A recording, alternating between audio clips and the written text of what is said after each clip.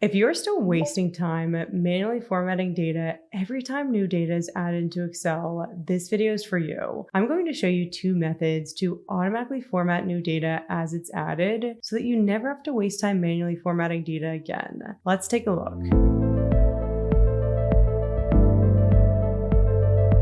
For example, here I have a data table with employee information, and as you can see, when I add a new employee to the table, the formatting doesn't automatically apply to the new row. Instead of selecting the new row and manually adding the table's formatting every time we enter new data, we can have Excel automatically add it for us. One of the ways we can do this is by using conditional formatting. All we have to do is select the entire range of our data table that we will be entering data in. I always like to go a little bit overboard on selecting the range so that we have a lot of room to add future data. Next, we need to add a new conditional formatting rule by opening the conditional formatting dropdown on the Home tab and selecting New Rule. Choose Use a Formula to determine which cells to format, and now we need to enter a formula that checks to see if the row within our range contains data. You can check for data in any column that you want, but in this case I'm going to check the first column, so I'm going to select the first cell in column B, press F4 to lock the column in place, and now we need to check to see if the cell is not blank by typing the does not equal sign, then empty quotes. This formula basically says if the cell in the first column contains data,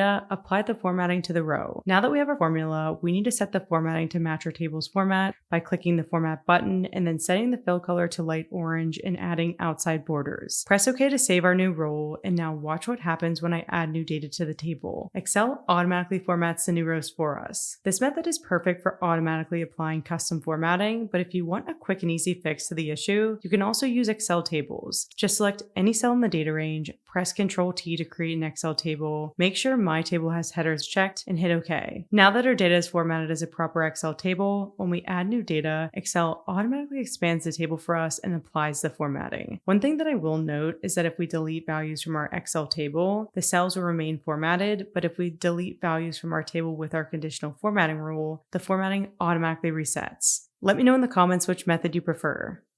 Well, you officially have no more excuses for wasting time manually formatting new data in Excel. We just showed you two simple methods to keep your data looking professional without any manual work. If you found this video helpful, make sure to subscribe to our YouTube channel for more Excel tips and tricks.